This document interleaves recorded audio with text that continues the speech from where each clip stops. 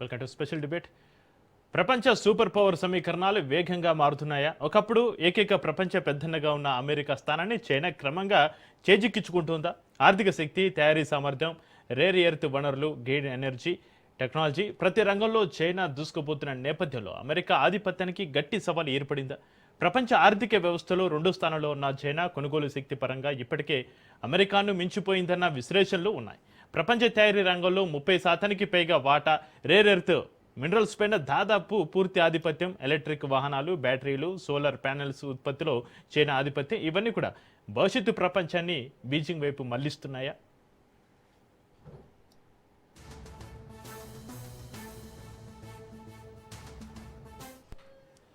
ఇక జియో పాలిటిక్స్లో కూడా చైనా వ్యూహాత్మకంగా అడుగులు వేస్తోంది. బెల్ట్ అండ్ రోడ్ ప్రాజెక్టు ద్వారా ఆసియా, ఆఫ్రికా, యూరోప్ దేశాల్లో భారీ పెట్టుబడులు పెడుతుంది. అమెరికాకు మిత్ర దేశాలుగా ఉన్న ప్రాంతాల్లో కూడా చైనా ప్రభావం పెరుగుతుంది. రష్యాతో వ్యూహాత్మక భాగస్వామ్యం, ఇరాన్ తోటి ఎనర్జీ ఒప్పందాలు, ఆఫ్రికాలో మౌలిక వసతుల పెట్టుబడులు, ఇవన్నీ చైనాను ప్రపంచ ప్రత్యామ్నాయ శక్తిగా నిలబెడుతున్నాయా?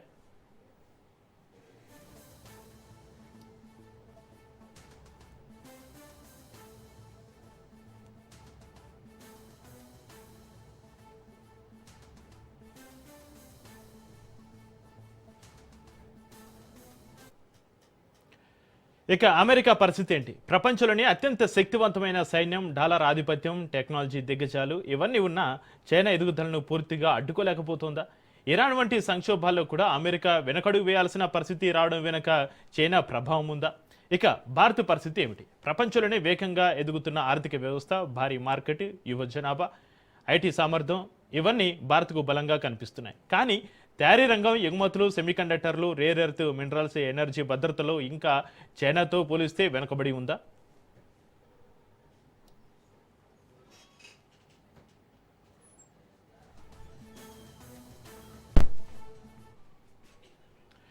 చైనా లాంటి తయారీ శక్తిగా భారత్ ఎదగాలంటే ఏం చేయాలి? సప్లై చైన్లను ఇండియాకు మళ్లించే అవకాశాన్ని మనం ఉపయోగించుకుంటున్నామా? చిప్స్, బ్యాటరీలు, గ్రీన్ హైడ్రోజన్, ఎలక్ట్రికల్ వాహనాల్లో భారత్ ముందుకు రావాలంటే ఏ మార్పులు అవసరం? రష్యా చైనా సమీకరణం భారత్పై ఎలాంటి ప్రభావం చూపుతుంది? ఒకవైపు అమెరికాతోటి వ్యూహాత్మక భాగస్వామ్యం, మరోవైపు రష్యాతోటి రక్షణ సంబంధాలు.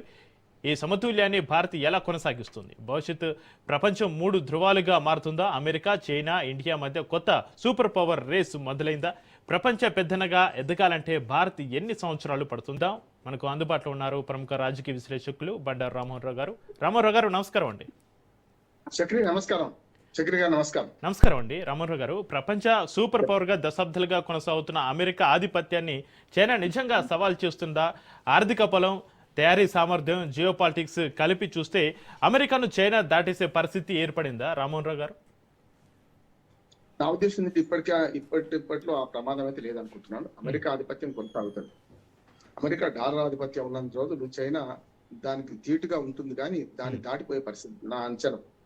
ఉద్దేశం ఏంటంటే, అమెరికా డాలర్ పెత్తనం ఉన్నప్పుడు ప్రపంచం అంతా డాలర్ను దాచుకుంటుంది కదా. మెల్లమెల్లగా లోకల్ కరెన్సీ వైపు మాట్లాడకుండా ఎంత ఉత్పత్తి రంగంలో, ఎంత తయారీ రంగంలో చైనా ఉన్నా నిజంగా అమెరికా ధీటుగా ఎదుర్కొంటుంది. రష్యా ఎక్కడో పోయింది. అమెరికా వర్సెస్ వాణిజ్యంలో ఇవాళ చైనానే కొనసాగుతుంది కాదంటలేదు. మనమేమో తయారీ రంగంలో చైనాకు పోలిస్తే చాలా ఎక్కడో ఉంది, చాలా ఎక్కడో దూరంగా ఉన్నాం. ఉదాహరణకు మనం చూడండి, మనకు ఫారెక్స్ నిల్వ చూడండి. ఫారెక్స్ నిల్వలో మనం 6వ దేశంగా ఉన్నాం. ఇప్పుడు చైనా ఫస్ట్ ఉంది, అమెరికా కంటే ఫస్ట్ ఉంది. అంటే విదేశీ మార్కెట్ నిల్వలో అమెరికా ఫస్ట్, మన చైనా ఫస్ట్ ఉంది. 6వ దేశంగా మనం ఉన్నాం. ఇంకొకటి ఏంటంటే, మీకు ఆర్థిక వ్యవస్థలో 3వ దానికి వస్తున్నాం. 4 నిన్నటి దాకా 4 ఉన్నాం కదా. నిన్ననే 6వ దానికి పడిపోయినాం. మళ్ళీ కొంచెం బ్రిటన్ పెరిగి, ఫ్రాన్స్ పెరిగి మనం మళ్ళీ 6వ దానికి పడిపోయినాం. అందుకని ఇవన్నీ నిలకడగా ఉండదు. జీడిపిలు కానీ ఇవన్నీ నిలకడగా ఉండవు. కనుక ప్రపంచంలో ఆర్థిక శక్తిగా ఎదిగే క్రమంలో చైనా వినూత్నమైన మార్పులు తీసుకున్నది. కమ్యూనిజాన్ని పట్టుకొని మాత్రమే వేలాడలేదు. ఒక రకం సాంస్కృతిక విప్లవం తర్వాత, మావో సెట్టింగ్ తిరుగుబాటు తర్వాత, మొట్టమొదటి 49లో మనకంటే 2 ఏళ్ళు లేట్ గా అది స్వాతంత్రం పొందింది. ఇది చైనా అంటే మొదట సామ్రాజ్యవాదుల మీద గెలవడం, ఆ తర్వాత కమ్యూనిస్ట్ పార్టీ నేతృత్వంతో మావో సెట్టింగ్ సాంస్కృతిక విప్లవంలో చాలా మంది చంపడం, తర్వాత ఆ మావో సెట్టింగ్ ఆలోచన విధానాన్ని పక్కన పెట్టి వాళ్ళు ప్రపంచంలో ఒక ఆర్థిక శక్తిగా ఎదగాలని అనడిచి ప్రయత్నం చేశారు. మనకంటే 2 ఏళ్ళు జూనియర్ స్వాతంత్రంలో కనుక వచ్చిన ఇవాళ వాళ్ళ తయారీ రంగంలో విస్తృతంగా పనిచేస్తున్నారు. ఒకటి 2 కూడా వాళ్ళకి తయారీ రంగం ఓన్లీ వాళ్ళ దేశానికి పరిమితం కాలేదు. వాళ్ళు ప్రపంచంలో ఏ దేశంలో కూడా చైనా బజార్ చూస్తున్నాం, చైనా వస్తువులు చూస్తున్నాం. చైనా బజార్లు అన్ని అమ్మేటి చైనా వస్తువులు కాకపోవచ్చు, కానీ చైనా వస్తువులు ప్రపంచం అంతా మార్కెట్ చేసుకుంటున్నారు. మన చిన్నపిల్లలు ఆడుకునే బొమ్మలు కూడా, కారు బొమ్మ అది మనం తయారు చేయాలంటే 30 రూపాయలు దాకా అవుతుంది. వాడు 10 రూపాయలు అమ్మగలుగుతున్నారు. మన దేశానికి ఎగుమతి చేసి మరి 10 రూపాయలు అమ్మగలుగుతున్నారు. అంటే తయారీ రంగంలో ప్రపంచంలో మొత్తం పెద్దన్నగా ఎదిగింది చైనా. కానీ డాలర్ పెత్తనం ఉన్నన్ని రోజులు వాణిజ్యంలో డాలర్ పెత్తనం నశించేదాకా ఖచ్చితంగా చైనా ధీటుగా ఉంటుంది అమెరికా, కానీ అమెరికాని దాటి వేయదా అంటున్నాడు. దానికి చాలా ప్రయత్నం జరిగినాయి. మీరు అన్నట్టు రష్యా, ఇండియా, చైనా, RIC మొన్న షాంఘై సహకార సంఘ సదస్సులో మనం మాట్లాడుకున్నాం. అప్పుడు కూడా ఈ 3 దేశాలు కలిస్తే అమెరికా ఢీకొనొచ్చు. కానీ జియో పాలిటిక్స్ వల్ల చైనా మన దేశంతో కలలేకపోతుంది. రష్యా మమేకమైనంత మనతోని అది రాలేకపోతుంది. దానివల్ల కూడా కొంత నష్టం అనుకుంటున్నాను నేనైతే. ఏదైనా సరే ఇవాళ భారతదేశం కూడా ఈ 3 దేశాల మధ్యన 4వ దేశంగా అయితే అతి త్వరలో ఎదుగుతున్నది. రష్యాకున్న అవరోధం రష్యాకునే మీకు తెలుస్తుంది, చూస్తున్నారు కదా చక్రి. మనకు అటుపక్కన ఉక్రెయిన్ తో యుద్ధం, దాంతో పాటు ఒక పక్షం వహించడం ఎక్కడో దగ్గర. దానికంటే చైనా తనదైన రీతిలో ఎక్కడ ప్రత్యక్ష యుద్ధాలు చేయకుండా ఓన్లీ వాణిజ్య యుద్ధాలు చేస్తూ మనకు కూడా నష్టం కలిగిస్తుంది. బంగ్లాదేశ్, శ్రీలంక, నేపాల్, మాల్దీవ్స్, ఈ పాకిస్తాన్ సరే చెప్పాల్సి అసలు 5-6 దేశాలతో తాను సాగిస్తున్న జియో పాలిటిక్స్ లో మనం నష్టపరుస్తూనే తనదైన రీతిలో తాను ఎదుగుతున్నది. మన భారతదేశం చైనాను చూసి నేర్చుకోవాలంటున్నాను. తయారీ రంగంలో మన వినిమయం ఎక్కువ, తయారీ తక్కువ. అందుకనే కదా చైనా వస్తువులతో సహా మనం దిగుమతులు ఎక్కువ చేసుకుంటున్నాం. అది కాకుండా మన వినిమయానికి తగ్గట్టు 142 కోట్ల మంది, 144 కోట్లు అంటున్నారు. మనం 2023 డిసెంబర్లో చైనా దాటిపోయిన మన జనాభా. మన వినిమయం కోసం కూడా మనం తయారు చేసుకోలేకపోతున్నాం. అది మనకు పెద్ద అవరోధం అంటున్నాను. చైనాను చూసి మనం నేర్చుకుంటే తయారీ రంగంలో కనుక వాళ్ళు ధీటుగా ఎదుర్కొంటే, ధీటుగా మనం దానికి పురోగతి సాధిస్తే ఖచ్చితంగా మన దేశం చైనాతోని మన మిగతా దేశాలతోని ఢీకొనే అవకాశం ఉంది నేను. అవును. అయితే రామారావు గారు మీరు చెప్పినట్టుగా ప్రపంచ తయారీ కేంద్రంగా మారిన చైనా రేర్ ఎర్త్ వనరులపైన ఆధిపత్యం, ఇటు బ్యాటరీలు, సోలార్, EV రంగాల్లో దూకుడు ప్రదర్శిస్తుంది. ఇవన్నీ కలిపి భవిష్యత్తు ప్రపంచ ఆర్థిక వ్యవస్థను బీజింగ్ వైపు మళ్లిస్తున్నాయా రామారావు గారు? ఖచ్చితంగా మీరు అన్న రేర్ ఎర్త్ మన ఖనిజాలు కానీ రకరకాలు మీరు చూస్తే సెల్ ఫోన్లలో వాడే లిథీనియం కానీ రకరకాల రేర్ ఎర్త్ ఖనిజాలు వాళ్ళ దగ్గర ఉన్నాయి. విశాలమైన దేశం, ఎక్కడికక్కడ అనేక ఖనిజాలు, విలువైన ఖనిజాలు అక్కడ ఉన్నాయి. వాళ్ళు ఎవరి మీద ఆధారపడాల్సిన అవసరం లేదు. వాళ్ళ ఖనిజాలు వాళ్ళు తీసుకుంటే ఇంకా 500 సంవత్సరాలు కూడా పనికొస్తాయి అంటున్నారు. 500 సంవత్సరాల ముందు కూడా పనికొస్తాయి. అది ఒక వరం అంటున్నాడు వాళ్ళకు కూడా. అట్లాగే సహజ జలాలు కూడా మీకు వాళ్ళ బ్రహ్మపుత్ర అనేది చైనాలో పుడుతుంది, టిబెట్ నుంచి పైనుంచి పుడుతుంది. వాళ్ళకున్న 3 గోర్జెస్ డ్యామ్ కానీ ఇవన్నీ కూడా వ్యవసాయ ఉత్పత్తులు పెంచడం కూడా సహాయపడ్డది. దాంతోపాటు వాళ్ళ ప్రజలను వట్టిగా ఉండలేకుండా అందరూ శ్రమలో భాగమవుతున్నారు, అందరూ సంపదలో భాగమవుతున్నారు. అది కూడా గొప్పది అంటున్నాడు. వాళ్ళ కమ్యూనిస్ట్ ప్రభుత్వం ఉండొచ్చు, ఒకటే పార్టీ ఏకపార్టీ వ్యవస్థ ఉండొచ్చు, కానీ ఏకధాటిన ఇవాళ 76 వాళ్ళ స్వాతంత్రం వచ్చి 49లో వచ్చింది కనుక సుమారు 76 ఏళ్ల పాటు వాళ్ళు తమ ఆధిపత్యాన్ని నిలుపుకుంటున్నారు. ప్రపంచంలో ఒక ఆర్థిక చోదక శక్తిగా ఆర్థిక శక్తిగా ఎదగడం వేరు, ఆర్థిక చోదక శక్తిగా ఎదుగుతున్నారు ఎదిగారు. అది చాలా గ్రేట్ అంటున్నాను. అందుకనే నాయకత్వం కూడా సుస్థిరమైన నాయకత్వం ఉండడం, ఒక ఏకపార్టీ వ్యవస్థ ఉండడం, తయారీ రంగంలో ఏది నిన్నకుండా, అంటే కేవలం పై ఉత్పత్తులు కాదు, ఒక్క రక్షణ రంగ ఉత్పత్తులు మాత్రం వాళ్ళకి నాణ్యత లేదు. చూస్తున్నాం మన పాకిస్తాన్ పట్టి తుస్సు మనకి పేలిపోయిన చూసినాం కదా వాళ్ళు. ఇంకా ఆయుధ రంగంలో మాత్రం ఇంకా వాళ్ళు స్వయం సమృద్ధి సాధించేది, కానీ ఇంకా వాళ్ళు సాంకేతికంగా ఎదగకుండా పెద్దగా ఉన్నదాన్ని తయారు చేసుకుంటారు. అమెరికాకి అంత ధీటుగా ఇప్పుడు రక్షణ రంగ వ్యవస్థలు, అంటే రక్షణ రంగ వ్యవస్థ బాగుంటది, కానీ ఆయుధాల పరీక్షలు పాఠం అనేది పెంచుకోలేకపోతున్నారు. అది వాళ్ళకు ఒక రకంగా వెనుకబడతానే. కానీ ప్రపంచం అంతా ఎప్పుడైనా బలవంతుడు ఉంటే బలవంతుని తెరువు ఎవరు పోదు. అందుకని అమెరికా చైనా తెరువుపోదు, చైనా అమెరికా తెరువుపోదు. చూడండి, అయితే అవసరమైతే అమెరికా రష్యా తెరువుపోతుంది, అమెరికా అవసరమైతే ప్రపంచ దేశాలను శాసిస్తుంది. చైనా తెరువు ఎందుకు పోతే చివరికి తైవాన్ ను కూడా మేము వదులుకుంటాం అని ఇప్పుడు ఈ మధ్యనే ప్రతిపాదన, నిన్న మొన్న తైవాన్ ఐక్యరాజ్య సమితి ప్రకారం మన చైనాది అని చెప్పింది. ఐక్యరాజ్య సమితి గుర్తించింది కూడా. ఎప్పుడైతే ఒప్పందం అయిపోయిందో 99 ఇయర్స్ మళ్ళీ మీకే ఉంటుందని చెప్పారు. కనుక తైవాన్ లాంటి దాంట్లో కూడా మేము కల్పించుకోమని అమెరికా హామీ ఇవ్వడం అని చూస్తే, ఇవాళ చైనా మన ఏమంటారు గొప్పతనాన్ని, చైనా ఆర్థిక చోదక శక్తిగా ఎదిగిన దాని విలువను గ్రహించే అమెరికా కొంచెం వెనకపోతుంది. అమెరికా తన యుద్ధాల సుడిగుండలో ఉంది కనుక ఈ కొత్త మార్పు కూడా నిన్న మనం జరిగింది మనం చూస్తున్నాం. అందుకని రేర్ ఎర్త్ ఖనిజాలున్న చైనా తనకు తాను స్వయం ప్రసమృద్ధి సాధించుకునేది, అవసరమైతే ఎగుమతులకు కూడా సిద్ధమైంది. అందుకని అమెరికాకు లేనిది ఇప్పుడు చైనాకు ఉన్నది. అమెరికా రేర్ ఎర్త్ ఖనిజాలు తక్కువ. వాళ్ళు ఎవరి మీద ఆధారపడుతున్నారు? చివరికి గ్రీన్లాండ్ స్వాధీనం చేసుకుంటా అంటున్నారు. ఎందుకంటే రేర్ ఎర్త్ మనకు చాలా అరుదైన ఖనిజాలు ఉన్నాయి. అట్లాగే మనకు ఉక్రెయిన్ స్వాధీనం చేసుకుంటా అంటున్నారు. ఉక్రెయిన్ మీరు నష్టపోయింది కదా, మాకు కొంత భూభాగం ఇవ్వమంటున్నారు. అంటే భూభాగం కంటే అక్కడ మనకు ఖనిజాలు ఇవ్వమంటున్నారు. అంతేందుకు కొన్ని దేశాలు స్వాధీనం చేసుకునే క్రమంలో మనకు అమెరికా మనకు ఈ ఖనిజాల గురించే మాట్లాడుతున్నది. గాజా స్ట్రిప్ ను కూడా మేము బాగుపరుస్తాం, అక్కడ మాకున్న ఖనిజాలు ఇవ్వమని ఇజ్రాయెల్ అంటుంది. ఇవన్నీ చూస్తున్నాం. కనుక అమెరికాకు లేని అవకాశాలు ఖనిజాల విషయంలో చైనాకున్నది. ఆ చైనా తనదైన రీతిలో భూభాగం ఎక్కువ కనుక అక్కడ ఖచ్చితంగా రేపు దాని వల్ల ఆ ప్రపంచ వాణిజ్యంలో ఒక భాగస్వామిగా పెంపొందే అవకాశం అయితే ఉంది అనుకుంటున్నాను. రామారావు గారు, అమెరికా వద్ద సైనిక బలం, డాలర్ ఆధిపత్యం, టెక్నాలజీ కంపెనీలు ఉన్నప్పటికీ చైనా ఎదుగుదలను అడ్డుకోలేకపోవడం వెనుక కారణాలు ఏమేమి ఉంటాయి? ప్రపంచ శక్తి సమీకరణాలు మారుతున్నాయా? Welcome back. రామారావు గారు, అమెరికా వద్ద సైనిక బలం ఉంది, డాలర్ ఆధిపత్యం ఉంది, టెక్నాలజీ కంపెనీలు ఉన్నప్పటికీ చైనా ఎదుగుదలను అడ్డుకోలేకపోవడం వెనుక కారణాలు ఏమేమి ఉంటాయి? ప్రపంచ శక్తి సమీకరణాలు మారుతున్నాయా? రామారావు గారు, చక్రి మనకు రెండు బలమైన దేశాలు ఎప్పుడు కూడా ఘర్షణకు దిగవు. ఎవరి ప్రాంతంలో వాళ్ళు తమ బలాలను చాటుకుంటారు, తమ ఆధిపత్యాన్ని ప్రదర్శించుకుంటారు. రెండు దేశాలు తలబడితే వాళ్ళే నష్టపోతారు కదా. అందుకనే ఇక్కడ ఏ దేశం కూడా చూడండి, మీరు డైరెక్ట్ గా తలపడే అవకాశం లేదు. ముఖ్యంగా చైనా, అమెరికా ఇది అసలు తలపడే అవకాశం లేదు. ఎందుకంటే ఏ వాణిజ్యంలో కూడా, పోటీలో కూడా ఎవరి పరిధిలో వాళ్ళు దోచుకోవడానికి ఇస్తారు. ఉదాహరణకు చైనా దక్షిణాసియాలో ఉన్న 5-6 కంట్రీస్ మీద పెత్తనం సాగిద్దాం అనుకుంటున్నారు. బంగాళాఖాతంలో, ఇటు పక్క బంగాళాఖాతం ద్వారా హిందూ మహాసముద్రంలో, ఇటు అరేబియా మహాసముద్రంలో పాకిస్తాన్ ద్వారా, అంటే బంగ్లాదేశ్ ద్వారా ఇందులోకి చొరబడాలి, అటు పక్కన పాకిస్తాన్ ద్వారా మనకు అరేబియా మహాసముద్రంలో చొరబడాలి. అది దాని ఉద్దేశం. అందుకని మన చుట్టుపక్కల ఉన్న దేశాలన్నీ అప్పులు ఇచ్చి కబలిస్తుంది. అంటే ఒక వడ్డీ వ్యాపారం లాగా తాను పోర్టును స్వాధీనం చేసుకుంటుంది, మెల్లమెల్లగా విమానాశ్రయాన్ని స్వాధీనం చేసుకుంటుంది, కొత్తగా విమానాశ్రయాలు కడతది. అదే బెలూచిస్తాన్ లో చూస్తే మనకు మన పాకిస్తాన్ లో ఉన్న భూభాగంలో ఓ విమానాశ్రయం కట్టింది. ఇప్పటికి 2.5 ఏళ్ళు అయింది. దాన్ని వాడుకోవడానికి అక్కడ ప్రజలు అనుమతిస్తలేరు. చైనా మా భూభాగంలో చైనాది సమస్యలు ఎక్కువమంటారు. అందుకనే మీరు ఆఫ్ఘనిస్తాన్ సందు నుంచి, భారత్, ఆఫ్ఘనిస్తాన్, పాకిస్తాన్ ఆక్రమిత కాశ్మీర్ నుంచి మొదలుకొని కింది దాకా వచ్చే ప్రయత్నం చేస్తుంది. జియో పాలిటిక్స్ లో చైనా తనదే రీతిలో ముందుకుపోతుంది. ఇటు అమెరికా ఏమో తనది ఇంకో రూట్, వాళ్ళు సపరేట్, వాళ్ళ రూటే సపరేట్. వాళ్ళు డాలర్ ఆధిపత్యాన్ని కాపాడుకోవాలి. చమురు మీద డాలర్ ఆధిపత్యం ఎప్పుడు కొనసాగుతుంది, ఎప్పటిదాకా కొనసాగుతుంది అంటే చమురు అంటే అన్ని కమోడిటీస్ లో బాగా డాలర్ పెత్తనం కొనసాగింది ఓన్లీ చమురు మీదనే. కనుక ఆయిల్ బావులు స్వాధీనం చేసుకోవడం, దేశాలను స్వాధీనం చేసుకోవడం, వెనిజులాను స్వాధీనం చేసుకోవడం. ప్రపంచంలో అత్యధిక చమురు నిల్వలు ఉన్న దేశం వెనిజులా.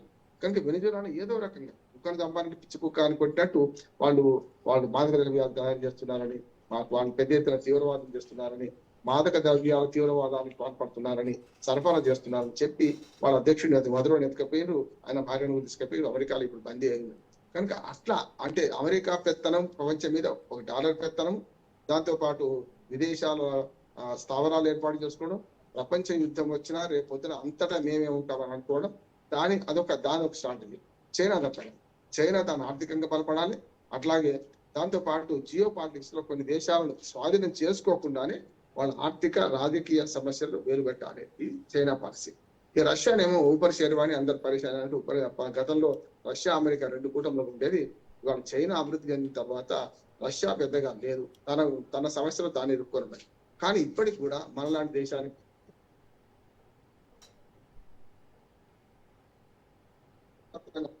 చేయడాన్ని కానీ రష్యా తనదైన రీతిలో చేస్తుంది. అంటే వీళ్ళందరూ వరకం చెప్పినట్టు రష్యా కానీ, చైనా కానీ మనకు వాళ్ళ అవసరాల నిమిత్తం కొంత మిత్ర దేశాల కోసమే ఆయుధాలు తయారు చేసుకుంటారు. అమెరికా అట్లా కదా. America, France, Germany, Japan, Britain కానివ్వండి, ఈ 4-5 దేశాలు ఆయుధ బేహాలుగా ఉండుకుంటూ వాళ్ళు తయారు చేసిన ఆయుధాలను అమ్ముకుంటారు, యుద్ధాలను ప్రోత్సహిస్తున్నారు. భౌతిక యుద్ధాలు 4-5 ప్రపంచంలో జరుగుతున్నాయంటే కారణం దానికి ఏంటంటే ఖచ్చితంగా వాళ్ళ ఆయుధ పాఠవ పరీక్షలు చేసుకోవడం. ఇప్పుడు కురుక్షేత్ర యుద్ధంలోనట కురుక్షేత్ర యుద్ధం మొదలు కాకముందు ఎవరెవరి దగ్గర ఏ ఆయుధాలు ఉన్నాయని పాఠవ పరీక్షలు చేసుకున్నారట. 6 నెలలు సానబట్టారట ఆయుధాలు. అట్లాగే ఇక్కడ అప్పుడేమో కత్తులు కటాలతో కొట్టుకోవడమే కదా, అశ్వదళం లేకపోతే ఏనుగుల దళం అంటే మనకు జంతువులు కత్తులు కటాలను కొట్టుకోవాలి. ఇప్పుడు అట్లా కాదు కదా. దానికి క్షిపణులు ఎంత దూరం పోతాయి. అందుకని చూడండి, అమెరికా ఇరాన్ చాలా తక్కువ అంచనా వేసింది. ఏది రష్యా నుంచి సప్లై అయిన క్షిపణులు మహా అయితే 2000 కిలోమీటర్లు దాటది. ఇరాన్ దగ్గర ఉన్న క్షిపణి సామర్థ్యం 2000 కిలోమీటర్లని అంచనా వేసింది యుద్ధం మొదటి కంటే. దిగో గార్సియా దీవి 4000 కిలోమీటర్ల పైన దూరం ఉంది ఏది ఇరాన్ నుంచి. దాన్ని కొట్టగలిగింది కదా. అంటే రష్యానేమో తన ఆయుధాలను తన మిత్రులకు సప్లై చేసుకుంటూ రష్యా ఒక రకంగా ఆయుధ విహారిగా మారింది. ఇటుపక్క అమెరికా కూడా తన దగ్గర ఉన్న ఆయుధాలను అమ్ముకుంటూ ఇజ్రాయెల్ సప్లై చేస్తుంది, ఉక్రెయిన్ సప్లై చేస్తుంది, ఆఖరి పాకిస్తాన్ సప్లై చేస్తుంది. పాకిస్తాన్ ఆయుధాలే కదా. చైనా కూడా పాకిస్తాన్ సప్లై చేస్తుంది. ఇట్లా ఆయుధాలు అమ్ముకుంటూ ఈ బతుకుతున్న దేశాలు ఆర్థిక రంగంలో పెద్దగా ఉండవు. ఎందుకంటే ఆర్థిక రంగం అంటే అదే ఆర్థిక రంగం అనుకుంటున్నారు. కానీ చైనా ఏం చేసింది, ఆయుధాల వ్యాపారం కంటే వాళ్ళ తయారీ రంగం మీద బాగా దృష్టి పెట్టి వాళ్ళ తయారీలో ప్రపంచంలో అగ్రగామిగా ఉన్నది. ఏ ప్రోడక్ట్ కావాలన్నా చైనా ప్రోడక్ట్ దొరుకుతుంది. సెల్ ఫోన్ నుంచి మొదలు పెడితే ఏదైనా సరే చిన్న వస్తువు నుంచి పెద్ద వస్తువు దాకా చైనా దొరుకుతుంది. కనుక చైనా ఇవాళ తయారీ రంగంలో ఉన్న దాని వల్లనే తన దేశంలోని పౌరులను రక్షించుకుంటుంది, ఇతర దేశాల పౌరులకు ఉత్పత్తులు అమ్ముతుంది. దానివల్ల ఎప్పుడైనా వ్యాపారంలో ఒక దేశమే పరిమితమై గోడగట్టుకొని ఉంటే వ్యాపారం ముందర పడదు. కానీ పక్క దేశాలకు చాలా దేశాలకు విస్తరించడం వల్ల చైనా వస్తువు అమ్మని దేశాలు ప్రపంచంలో దాదాపు 180 దేశాలు ఉంటే చైనా వస్తువు వాడని దేశం లేదు. కనుక వాళ్ళు ఏం చేశారు, వాళ్ళ మానవ శ్రమను అట్లా మలుచుకున్నారు. చైనా ఆ రకంగా ఉత్పత్తికి కారకమైంది. కనుక వాళ్ళ దేశంలో అభివృద్ధి చెందుతున్న మౌలిక వసతుల కల్పనలో కూడా చైనా అగ్రంగానే ఉంది. చక్రి మీరు చూడండి, మన బుల్లెట్ ట్రైన్స్ నుంచి మొదలు పెడితే, పెద్ద పెద్ద ఆనకట్టల నుంచి మొదలు పెడితే, పెద్ద పెద్ద రోడ్ల నుంచి మొదలు పెడితే మౌలిక వసతులు 3-4. ఒకటి రైల్ వ్యవస్థ, రెండోదేమో రోడ్డు వ్యవస్థ, మూడోదేమో ప్రాజెక్టులు, ఇట్లా వ్యవసాయము, ఈ 4 కలగలిపి వాళ్ళు చేసుకుంటారు. అందుకని చైనా ఇవాళ అమెరికా ధీటుగా ఎదిగింది.